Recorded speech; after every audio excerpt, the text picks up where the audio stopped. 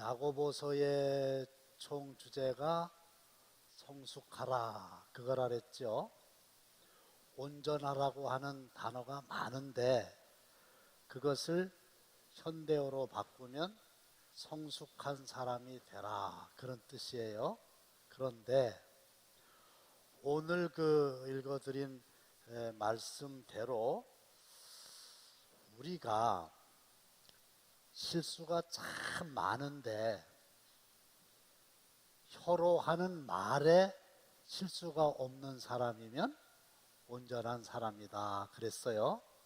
다시 말씀드리면 말에 실수가 없는 사람이 신앙적으로 성숙한 사람이다 그랬으니, 자, 오늘 야고보서 3장을 통해서 언어 생활이 근본적으로 바뀌는 성숙한 신앙인들 되시기를 먼저 주님의 이름으로 축원합니다. 이 행함이 없는 사람일수록 말이 많아요. 그리고 생각이 불순합니다. 우리는 벙어리가 아닌 이상, 귀머거리가 아닌 이상 아침에 눈을 뜨면 하루 종일 말을 하면서 사는데, 남자들은 보통 하루에 2만 5천 마디 정도의 말을 해요. 평균 사람마다 다르지만 여자들은 남자들보다 약간 더 말이 많아서 또 말을 잘해요. 하루에 3만 마디 정도의 말을 하면서 사는데, 이 말이 얼마나 중요한지는 여러분들이 속담을 통해서도 잘 알 수 있고, 하나님의 말씀에도 사람의 죽고 사는 것이 혀의 권세에 달려 있다.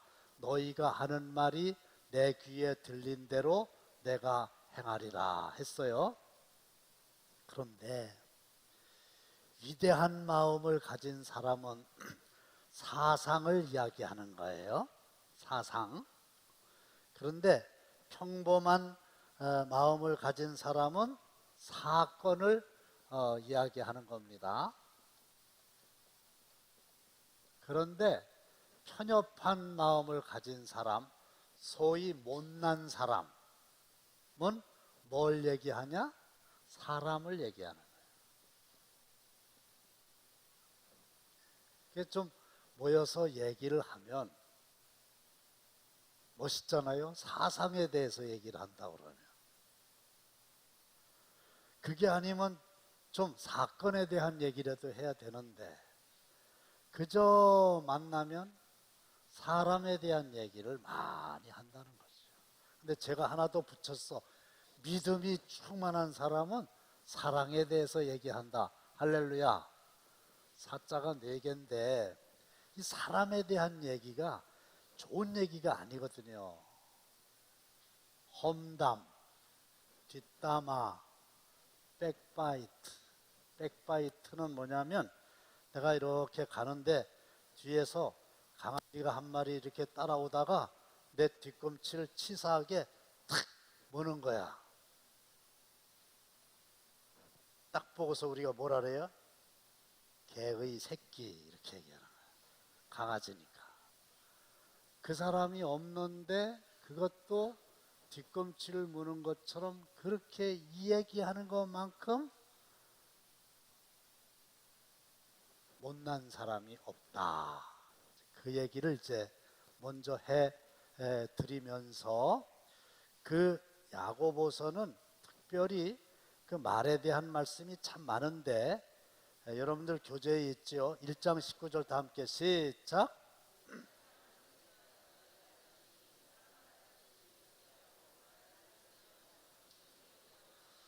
말하기를 더디하라는 얘기가 아버지 돌굴러 가요 이렇게 천천히 충청도 사람처럼 말하라는 얘기가 아니라, 말을 하기 전에 이 말을 해야 되나 말아야 되나, 말을 한다 그러면 어떻게 표현을 해야 되는가를 생각하고 말을 해라.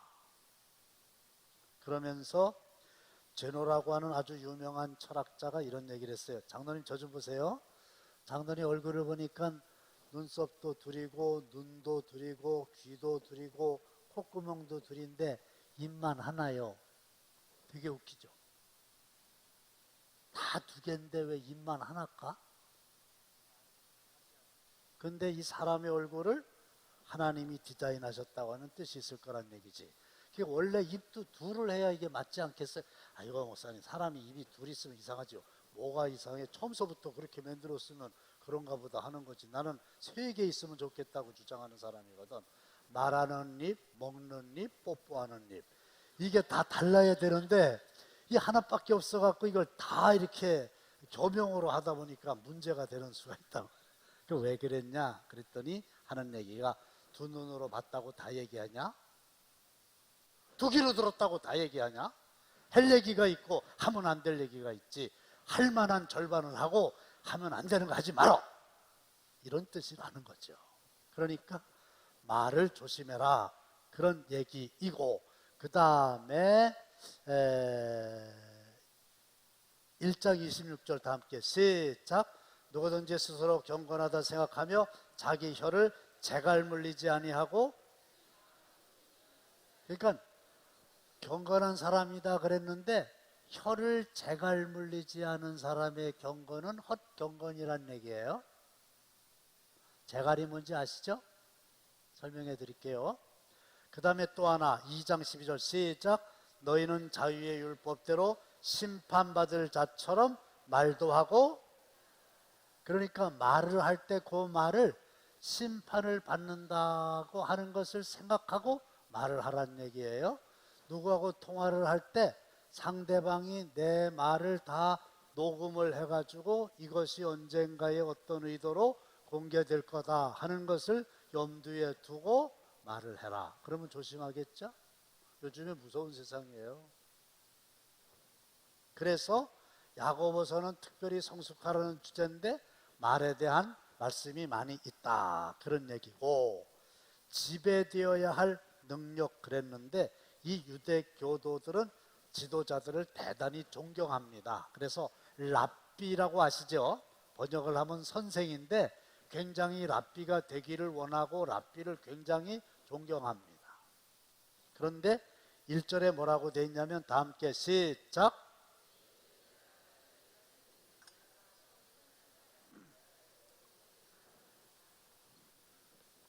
선생은 이제 지도자인데요.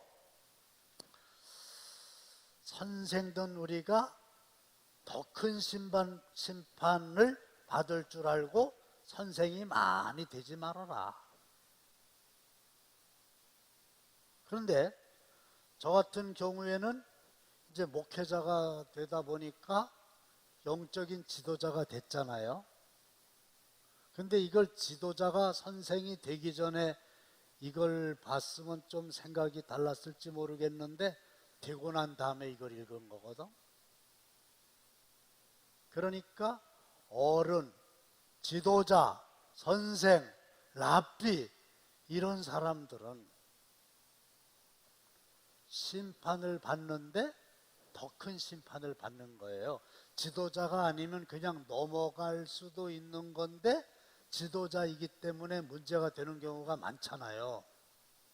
그런데 그 문제가 되는 것 중에서도 지도자는 뭐가 문제가 되기 쉽냐 하면 특별히 지도자들은 말로 실수하기가 더 쉽습니다. 3장 2절 시작.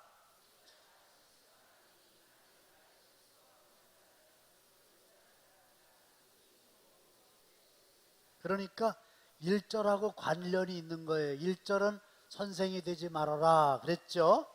그런데 이 선생, 지도자는 말의 실수를 하기가 쉬워요. 왜 그럴까요?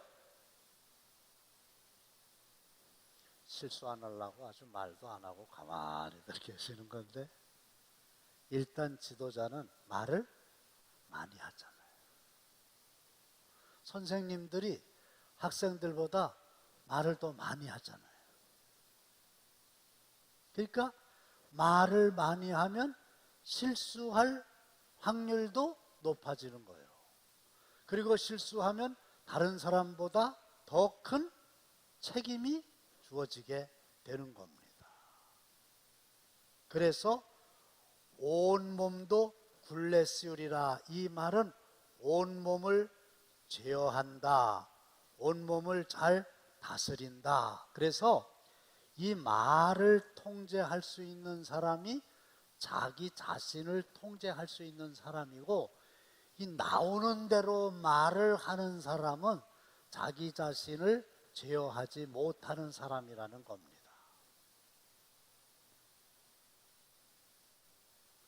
그러면서 3장 3절에 보시면 시작, 우리가 말들의 입에 재갈 물리는 것은 우리에게 순종하게 하려고 그 온몸을 제어하는 것이라. 그래서 이 말들이 이 말이거든요. 이 말. 그러면 말은 짐승인데 소도 마찬가지죠. 이거를 이제 마음대로 하려고, 그 장로님은 알아요? 그 재갈이 뭔지 아세요? 그렇죠. 그렇죠. 그래가지고 재갈을 물린다 그러거든요. 그러면은 뒤에서 확 잡아당기면 꼼짝 못 하잖아요. 그러니까 통제하는 수단이에요. 재갈을 물린다는 얘기예요. 그리고 소에는 이제 망을 씌우기도 하죠. 망을 씌우는데 이 망은 이제 못 뜯어먹게 하려고, 이 녀석이 일을 해야 되는데 자꾸 이것저것 뜯어먹으니까 입에다 망을 씌운다는 얘기죠. 그런데 우리는 왜 말 많은 사람 보면 그러죠. 이거 저를 그냥 재봉틀로다가 입을 그냥 꿰매버려. 그런데 그렇게 말하는 사람의 입을 꿰매야 될 것 같아. 말을 그렇게 험하게, 야, 어떻게 상대방의 입을 꿰맨디야? 그런 말 하는 사람의 입을 꿰매야 된다고. 근데 결론은 굴레를 씌운다, 재갈을 물린다. 이 말은 언어를 이렇게 통제할 수 있는 사람만이 자기의 몸과 자기의 삶을 통제할 수 있는 사람인데, 말부터 하는 사람이 있어요. 그렇죠? 성숙한 사람이 아니다. 그런 말을 이제 하는 거고요. 그 다음에 4절 읽겠습니다. 다 함께 시작.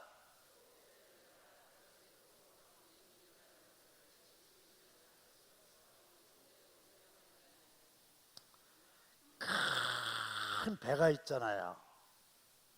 근데 지극히 작은 키, 이거는 저도 봤습니다마는 큰 배도 이렇게, 그걸 뭐라 그래요? 우리 차로 얘기하면 핸들인데, 큰 배도 그 선실에 가면 선장이 이렇게 하는 거 있잖아요. 그걸 키라고 그러는 거예요. 이건 조그맣단 말이에요. 근데 요게 이렇게 하면은 막 어마어마하게 큰 배도 다 이쪽으로 가고, 이쪽으로 돌리면 큰 배도 이쪽으로 가고, 이런 거잖아요. 그러니까 그 배를 보란 얘기야. 아주 작은 키인데도 그 키가 어마어마한 배를 이러고 저러고 한다. 결국 뭐 하는 얘기냐면, 사람의 혀라는 게 결국은 긴 사람이 있긴 하겠지만 쇠치라는 거 아니에요? 혀가 별게 아니라 말이에요. 짧단 말이죠. 근데 이 쇠치 혀가 어마어마한 영향을 끼친다는 얘기예요. 그게 이제 좋은 영향을 끼칠 수도 있지만 나쁜 영향을 끼칠 수도 있다는 겁니다. 그래서 말 한마디로 천냥빚을 갚는다 그랬는데, 성경은 그 정도가 아니라 우리가 이 말을 어떻게 하느냐가 살기도 하고 죽기도 하고 천국에 가기도 하고 지옥에 가기도 하고, 마음으로 믿고 입술로 시인하여 할렐루야. 그렇죠. 그러면서 예수님께서 십자가에 달려 돌아가실 때에 오른편과 왼편의 강도 두 사람이 동시에 십자가에 달렸었는데, 왼쪽에 있는 사람은 구원을 받지 못하고 오른쪽에 있는 강도는 오늘 내가 나와 함께 낙원에 있으리라 그랬단 말이죠. 근데 죽는 마당에 거기서 뭐 김장 담그는데 헌신을 했겠어요? 11조를 했겠어요? 뭐 착한 일을 했겠어요? 뭐 갖고 결정됐을까? 말. 오른쪽에 달린 강도가 하는 말과 왼쪽에 있는 강도가 한 입으로 한 말 때문에 천국과 지옥이 갈라지게 된 겁니다.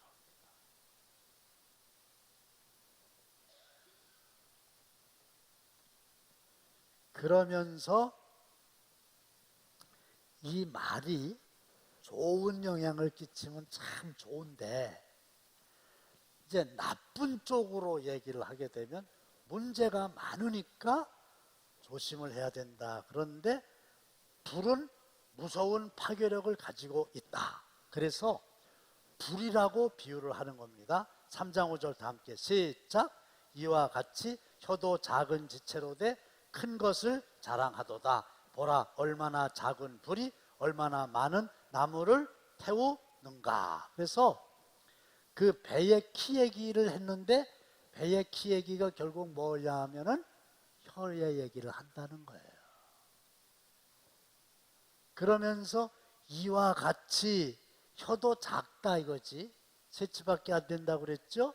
근데 큰 것을 자랑한다는 얘기는 영향이 엄청나게 크다. 그러면서 작은 불이 얼마나 많은 나무를 태우는가. 그래가지고 우리나라에도 보면 뭐 그냥 온 산이 다 타가지고 며칠 동안 저 수많은 사람들이 동원이 되고 막 헬리콥터가 와가지고 불 끄고 그러잖아요.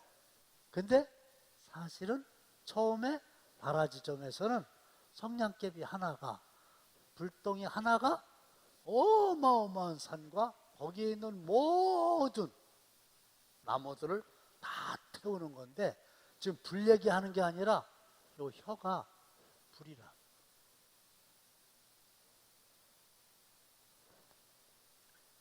입술에 30초가 가슴에 30년이라는 말이 있어요. 30초 동안 얘기했어요, 내가. 근데 그 내가 입으로 한 말이 파괴하는 능력이 있는 불의한 말을 해가지고 그 말이 상대방의 가슴에 꽂혀가지고 30년 동안 잊혀지지 않는 건데 사실은 내 경우를 봐도요 30년이 아니라 그야말로 눈에 흙 들어갈 때까지 그 얘기 못 잊어요. 대단한 거죠. 어마어마한 거죠. 그리고 부부가 이혼을 하잖아요. 그러면 진짜 이혼한 이유가 뭐냐 할 때 뭐 성격 차이다 그런다 그러잖아요. 아니에요. 뭐 다른 이유도 많이 얘기하잖아요. 아니에요. 결국은 말이라는. 뭐 싸우고 어쩌고 뭐 사이가 안 좋고 했지만은 그게 이제 말로 나와가지고 상대방에게 씻을 수 없는 상처를 줘가지고 도무지 수용할 수가 없어가지고 이혼하게 된다는 거예요. 그리고 많다고 좀 대답 좀 해봐요. 교회 안에도 말이 많아요? 많아요? 많다고 얘기하라고 그랬죠? 많아가지고 모든 문제들이 전부 다 안 좋은 쪽인 안 좋은 말 때문에 다 파생된 거예요. 나쁜 사람 이러잖아요. 내가 입 한번 뻥끗 놀리면 뭐라 하더라? 그런 얘기 있지. 어? 자기가 입만 한번 딱 열면 뭐 큰일 난대요. 근데 사실은요 말 한마디가 그만큼 어마어마하게 파괴력을 가지고 있다 하는 것을 이제 이야기하는 겁니다. 그 다음에 사람의 혀는 짐승들보다 더 길들이기 어렵습니다. 3장 7절 다 함께 시작.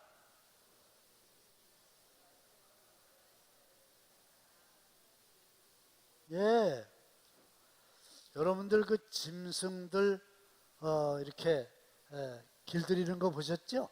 계속 반복해가지고 훈련을 하면은 길들어요.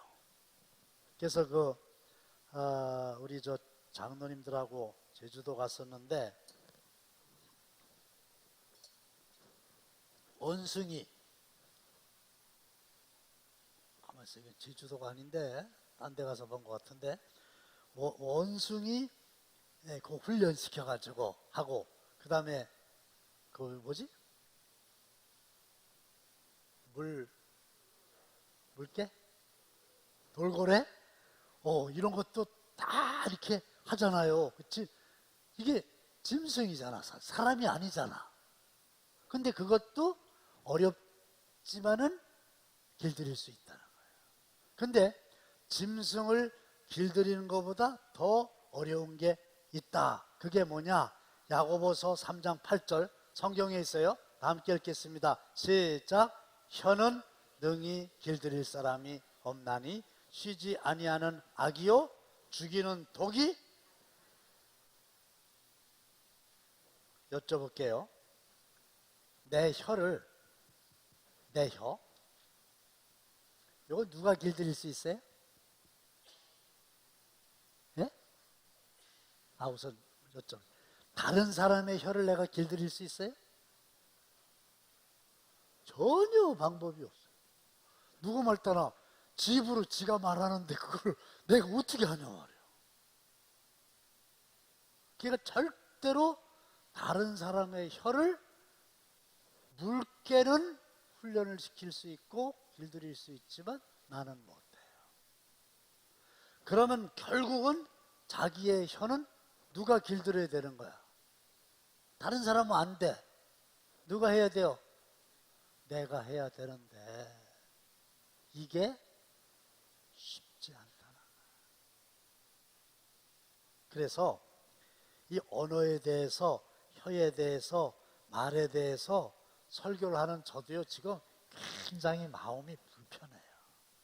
누구도 말에 대해서 자유로운 사람이 없거든. 실수가 다 많거든. 나도 마찬가지. 굉장히 이게 길들이기가 어려운 거예요. 그리고 제가 요즘에 생각하는 거는, 그전에는 화가 좀 나면 누구한테 이제 전화를 한다 그러면은 다이얼이 있어갖고 2, 8, 3, 2, 3, 9 이렇게 돌리느라고 생각을 해.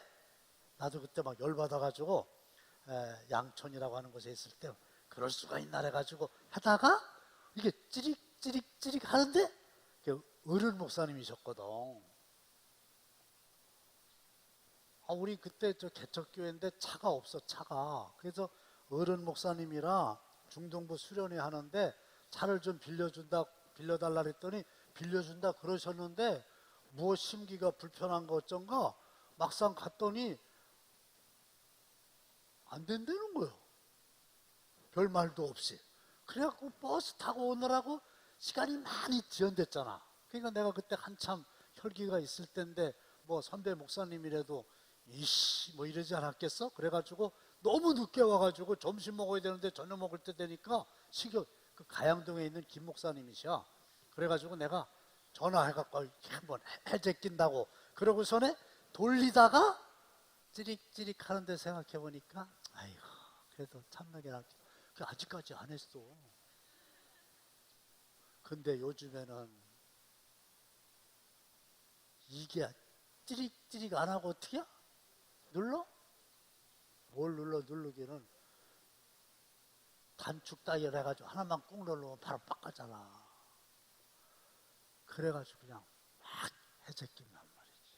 그러고 나서 후회하는 때가 너무 많이 있다. 그런 얘기지. 그래서 잠언 12장 18절은 제가 끼워 넣었어요. 시작. 칼로 찌름같이 함부로 말하는 자가 있거니와 지혜로운 자의 혀는 양약과 같으리라. 그래서 막 칼로 찌르는 것보다 더 아픈 거예요, 말이. 근데 나는 이런 사람들 많이 봤어요. 하여간 자기가 하고 싶은 대로 막 말해가지고 상처를 상대방에게 확 주고 나서 그 사람들이 즐겨 쓰는 말이 뭐냐면 나는 뒤끝은 없어, 이 얘기거든. 그러니까 자기가 할 얘기는 다 하고 상처 입은 사람은 상처가 그냥 있는데 자기는 깨끗하게 잊어버렸대야. 잊어버리면 안 되지. 30년이 뭐요? 지금 나 대학교 2학년 때 그 서목과 창구에서 앉아있던 서 XX, 내 얘기 안 해. 어느 교회 가서 그 얘기 했더니 그분이 자기 작은 아버지라 그래가지고 아이고 이거 미국 애틀랜타에 가서 만났어요. 제가 그랬는데 본인은 나한테 그 얘기 한 줄도 몰라. 근데 저는 그때 그분의 한마디가 내 가슴을 칼로 찔렀어. 근데 돈이 없어갖고 등록금 못 냈거든요. 휴학한다고. 근데 휴학하려고 그래도 절반 돈을 내야 휴학이 되는 걸 몰랐어요. 어이구 갔더니 그래서 죄송해갖고 아이고 목사님이셔 그분이. 목사님 선배님이지. 그러니까 목사님 제가 몰랐습니다. 등록금의 절반을 내야 휴학이 된다는 걸. 그래서 어떻게 쓰면 좋을까요? 그랬더니 나한테 이래 신경 쓰지 마. 며칠 있으면 자동으로 퇴학이야. 진짜. 그 얘기 듣자마자 그냥 그 서목과 앞에 있는 그 의자 있죠. 반짝 들어가지고 그냥 머리를 팍 때려가지고 피가 철철 나게 하려다가 참았어. 근데 그 참은 게 지금도 열 요만큼 올라왔어요. 그 양반만 보면 생각나는데 내 그래갖고 죄송한 얘기지만은 사람들 만날 때마다 그 사람에 대해서 안 좋게 얘기하는 거지. 왜 안 좋으니까. 근데 내 편이 하나도 없어. 아니요 그 소목사님 참 좋으신 분인데 다들 그러니까 더 열나는 거야. 사모님하고 싸우고 왔나 봐. 근데 그분은 나를 만났는데도 자기가 1977년도 5월 달에 나한테 그 얘기 했다는 걸 꿈에도 몰라. 기억도 못해.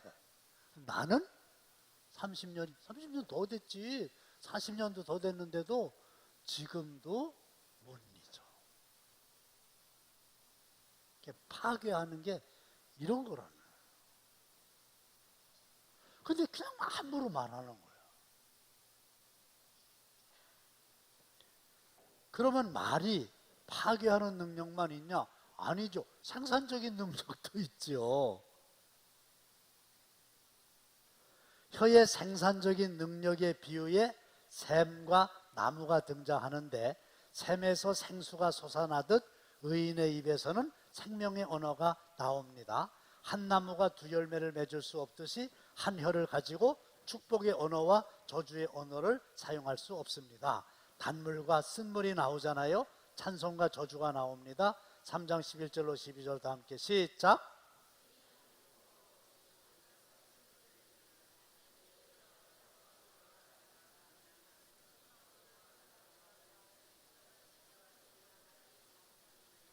그러면 샘이 하나라면 그 샘에서는 짠물이 나오든지 단물이 나오든지 그럴 거 아니에요. 샘이 하나니까.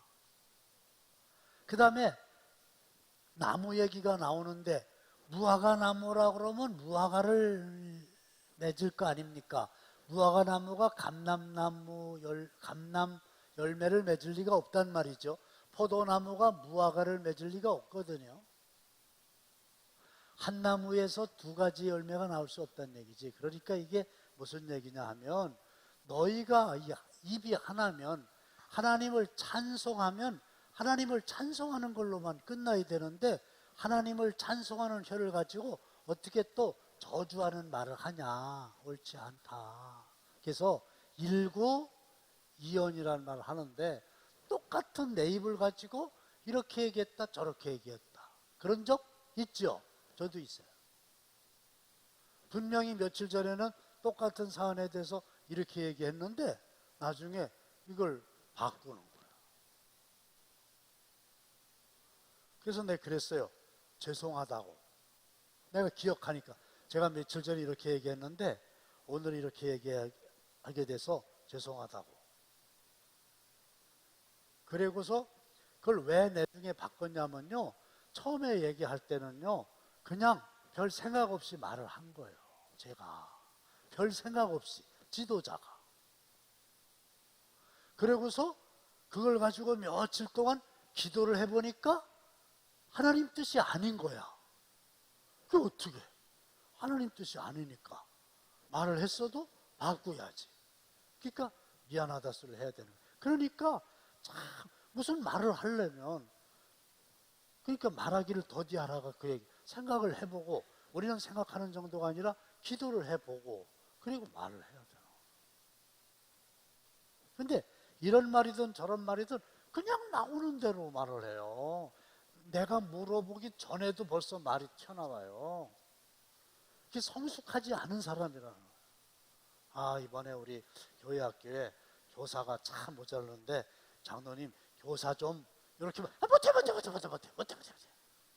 교사 좀 그까짓밖에 얘기를 안 하는데 막 못한다고. 근데 저는 무슨 얘기냐면 적어도 교회 안에 있는 사람이잖아요. 못한다고 할 수는 있지만 적어도 그걸 가지고 기도를 좀 해봐야 될 거 아니에요. 기도도 안 해보고 상대방의 말이 끝나기도 전에 못해요 이렇게 하니까 그 교사만 못하나? 식당에 좀 나와서 봉사 좀 못해요. 청소도 못해요. 속죄 인도도 못해요. 그 유명한 모태 신앙인이잖아. 교회는 오래 다녀가지고 어머니 뱃속에서부터 예수를 믿었다는데 뭐든지 못한대야. 그러니까 이게 말에 그렇게 하면 안 돼요. 못할 수도 있어요. 그렇지만 적어도 신앙이 성숙한 사람이라면, 더더군다나 제가 얘기했다면 네 목사님 제가요 기도 좀 해보겠습니다 이러고 그 다음에 무슨 말을 해야 될 거 아니에요.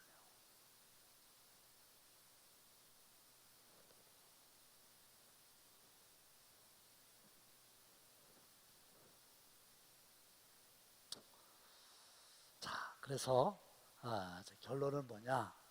성숙한 사람이 되려고 하면 혀를 잘 다스려야 된다. 할렐루야. 아이고 아주 예수 안 믿는 부인인데 생긴 것도 그렇고 입은 옷도 그렇고 아주 귀부인이라는 거 있잖아요. 귀티가 나. 처음 만났는데 누가 소개해가지고 처음 이렇게 만났는데 귀티가 나는 거예요. 부인이. 그래가지고 속으로 존경하는 마음이 이제 저절로 생겼거든요. 근데 얘기하다가 이 양반이 이런 얘기하는 거 있죠. 근데 실제로 아이 쪽팔려 이러는 거 있죠. 그래가지고 나는 그분에 대한 존경심을 쪽팔리다는 말 듣는 순간에 다 거둬버렸어요.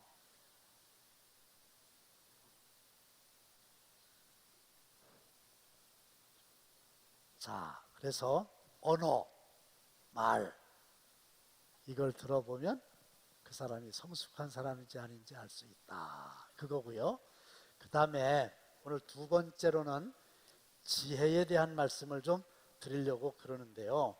이 유대인들은 지혜를 굉장히 사모하지 않습니까? 근데 여러분, 지혜와 지식은 다릅니다.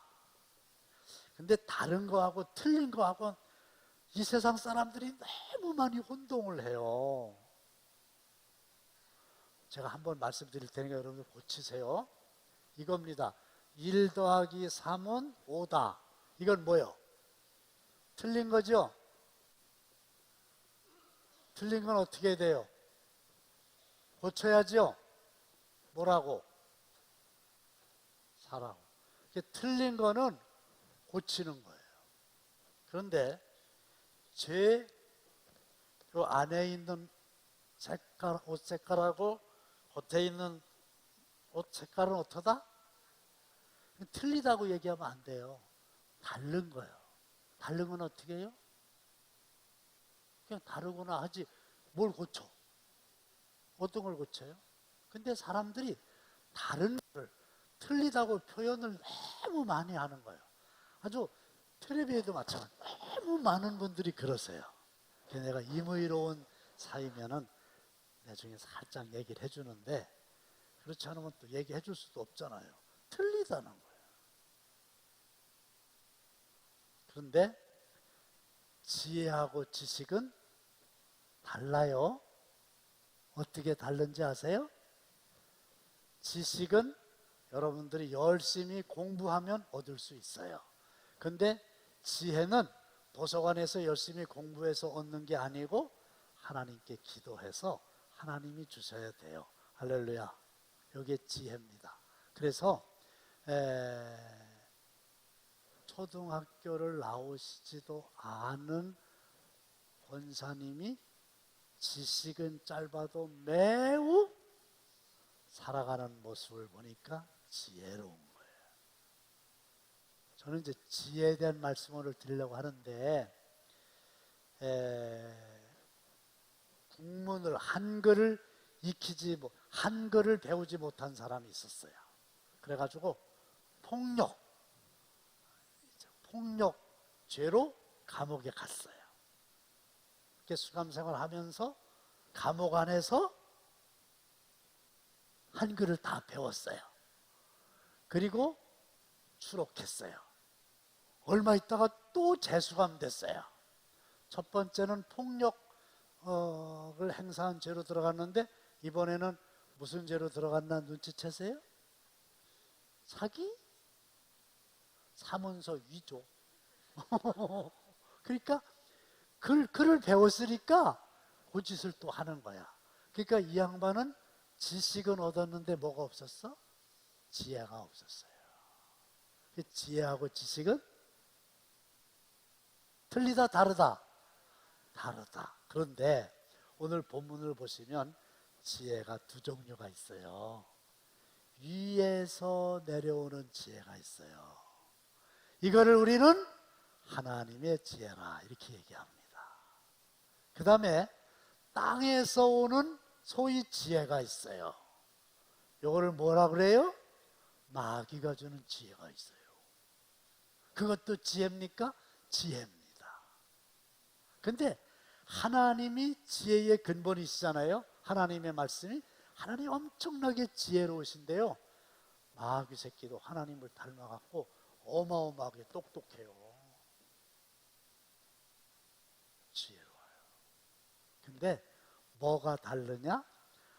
하나님이 주시는 지혜는 궁극적으로 따라합시다. 선한 열매. 근데 마귀가 주는 지혜는 굉장히 막 지혜로운 거야. 그런데 결론은 선한 열매의 반대인 악한 열매예요. 그럼 성경에 있냐? 당연히 성경에 있는 말씀을 제가 드리는 거죠. 어디에 있느냐? 3장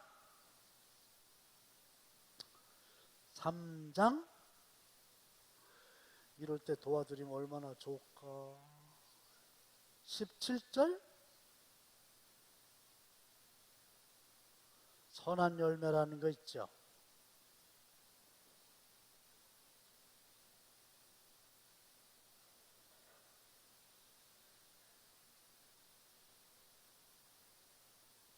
선한 열매라는 게 어디 있어요?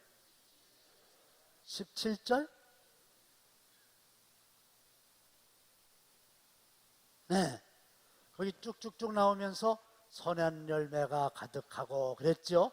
위로부터 난 지혜는 그랬죠. 여기 이제 하나님이 주시는 지혜거든요. 그러면 하나님이 주시는 지혜대로 하면 결론은 선한 열매를 맺는 거예요.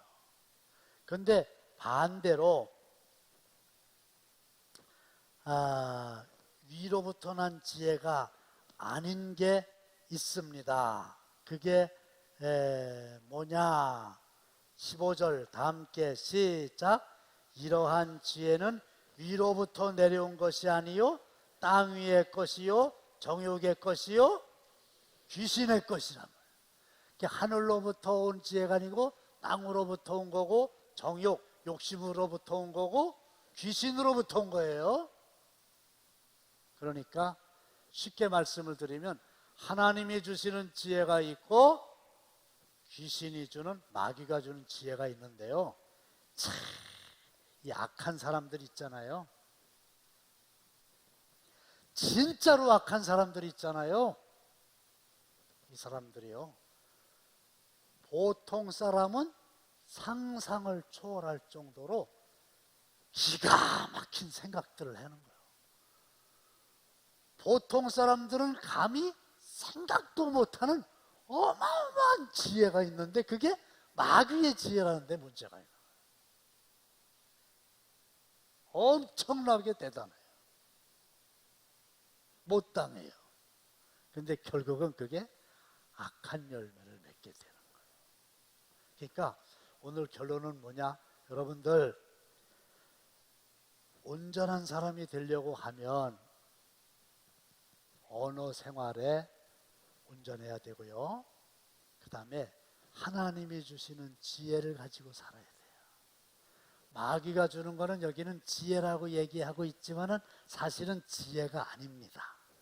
굳이 얘기하자면 마귀가 주는 지혜는 꾀라고 생각할 수 있어요. 꾀. 근데 자기 꾀에 자기가 넘어가는 거예요. 그래서 이제 설명을 자세히 좀 못합니다만은 우선 하늘의 지혜가 있거든요. 하나님이 주시는 지혜가 있거든요. 그게 17, 18절에 있어요. 그렇죠? 한번 읽어나 봅시다. 시작. 오직 위로부터 난 지혜는 첫째 성결, 다음에 화평, 그 다음에 관용, 그 다음에 양순, 그 다음에 긍휼, 그 다음에 선한 열매, 그 다음에 편견과 거짓이 없다. 이렇게 돼 있어요. 그래서 하나님이 주시는 지혜는 첫째가 뭐다? 성결. 저를 보세요. 우리는 감리교회죠? 성결교회 있죠? 그 성결교회의 그 성결이에요. 깨끗하다. 하나님은 언제든지 깨끗함. 성이 구별한다는 거룩할 성자를 쓰거든요. 시간이 이제 안 돼서 제가 다 말씀을 못 드립니다만은 성결이라. 그 다음에 뭐예요? 화평이요. 화평. 이게 하나님이 주시는 거예요. 그러면서 화평은 또 무슨 얘기를 하냐면 18절 다 함께 시작. 화평에 가하는 자들은 화평으로 심어 의의 열매를 거두느니라. 여러분들 이거 굉장히 중요해요. 화평이 있고요. 의가 있어요. 의는 옳은 거거든요. 의의 반대는 불의죠. 근데 보세요. 여러분들 이거 진짜 일생 동안 육비에 새기셨으면 좋겠어요. 저도 이거 공부하면서 하나님이 깨달음 주셨는데 옳은 일을 하는 건 너무 중요해요. 불의를 하면 옳은 일, 의의 편에 서는 일이 중요해요.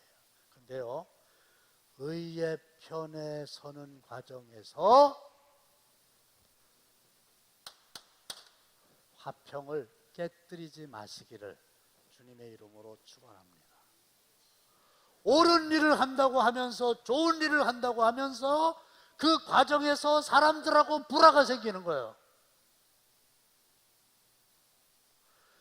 너무 가슴 아픈 거예요. 목사님 이게 옳잖아요. 그 사람 잘못했잖아요. 그러면서 싸우겠다는 거예요. 그런데 성숙한 사람은 의를 지키는데 옳은 길로 가면서도 화평을 깨뜨리지 않는 거예요. 이게 하나님이 주신 지혜예요. 다툼이라고 하는 게 있잖아요. 다툼은요, 여러분들 확인하실 수 있어요. 이거는 마귀가 준 거예요. 세상적인 거예요. 정욕적인 거예요. 마귀라고 하는 말의 뜻이 원래 디아볼로이예요. 언어가. 디아볼로이라고 하는 말이 무슨 말이냐? 둘이나 셋으로 나누는 거예요. 그래서 나누게 하는 영성은 이거는 마귀가 주는 다툼이에요.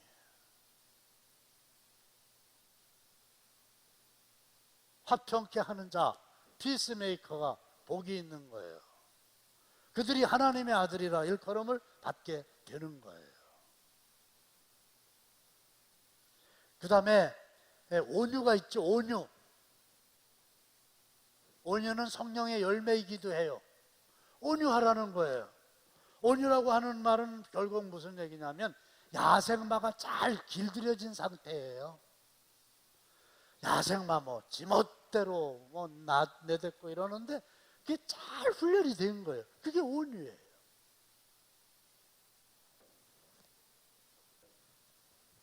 하나님이 주신 거예요. 관용이라고 하는 거 뭔지 아시죠? 관용은 덮어주는 거거든요. 넓은 마음이거든요. 그런데 관용은 뭐냐면 사람의 잘못, 그 사람이 뭔가를 잘못했어요. 그거를 정당화시켜주지 않으면서도 그 사람을 품어주는 거예요. 대단한 거죠. 그 사람이 잘못한 거를 정당화시키지는 않아요. 잘못한 걸 잘했다고는 안 해요. 잘못한 건 잘못했다고 얘기하면서도 그 사람을 품어주는 게 관용이고, 긍휼은 저주하는 대신에 그 사람을 불쌍히 여기는 것입니다. 편벽이라고 하는 건 치우침이라고 하는 것이고, 거짓이 없어야 돼요. 거짓이라고 하는 건 마스크를 쓰는 거예요. 탈을 쓰는 거예요. 속이는 거예요. 그런데 속이지 않는 것, 정직이 하나님이 주신 지혜라는 거예요. 치우치면 안 돼요. 이게 하늘의 지혜예요. 그러면 땅의 지혜, 정욕의 지혜, 마귀가 준 거, 그거는 뭐냐? 그건 반대지. 그건 뭐예요? 시기, 15절 나와 있잖아요. 14, 15절 읽고 마치겠어요? 다 함께 시작.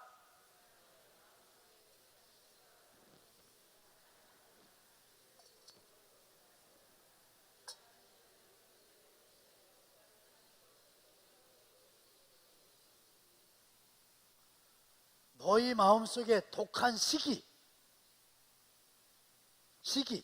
질투할 때 그 시기, 이 시기가 너무 많은 거예요. 이 시기라고 하는 건요, 그 뿌리가 뭐냐면 욕심이 있는 거예요. 자기가 돼야 되는데 남이 잘 됐으니까 시기하는 거예요. 그리고 시기하는 사람은요, 열심히 있어요. 시기 안 하는 사람은 그냥 남이 잘 되거나 말거나 그냥 신경도 안 쓰는데, 열심히 있는데 문제는 자기만을 아끼는데 열심히 있으니까 남이 잘 되는 꼴을 못 보는 거란 말이죠. 마귀가 주는 거라 그랬죠? 다툼 설명했죠? 자랑 얘기했죠? 거짓 얘기했죠? 하얀 거짓말은 없어요. 그렇게 되면 결국 요란해지고 악한 일을 가져오게 되는 거예요. 자, 오늘 말씀을 맺을게요. 정확하게 얻었잖아요. 자, 이게 하나님이 주시는 지혜냐, 마귀가 가져다 주는 꾀냐, 이걸 잘 분별하셔야 돼요.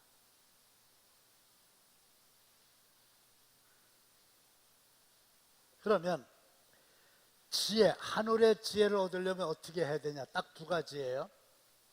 지혜가 부족하거든 후히 주시고 꾸짖지 아니하시는 하나님께 구하라. 그리하면 주시리라. 할렐루야. 그 다음에 하나님의 말씀이 지혜와 지식의 근본이에요. 하늘의 지혜예요. 그래서 결국은 기도하고 말씀 보고, 더 직설적으로 말씀드려요. 수요일 날은 교회 와가지고 말씀 열심히 배우고, 금요일 날은 열심히 와서 기도하고, 이러면요 하늘의 지혜로 살기 때문에 선한 열매를 맺지 잘못될 일이 없어요. 그래서 언어 생활, 하늘의 지혜로 성숙한 신앙인이 되시기를 바랍니다.